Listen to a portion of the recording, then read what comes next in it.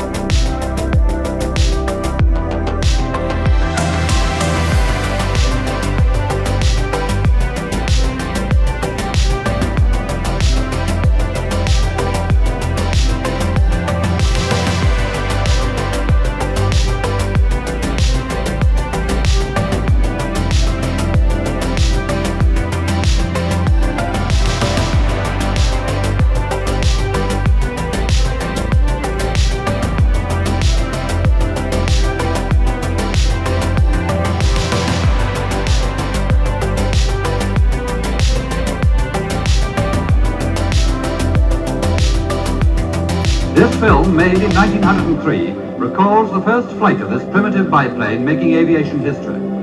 As the two brothers prepare to attempt the first catapulted takeoff, man's age-old dream of flight becomes a reality.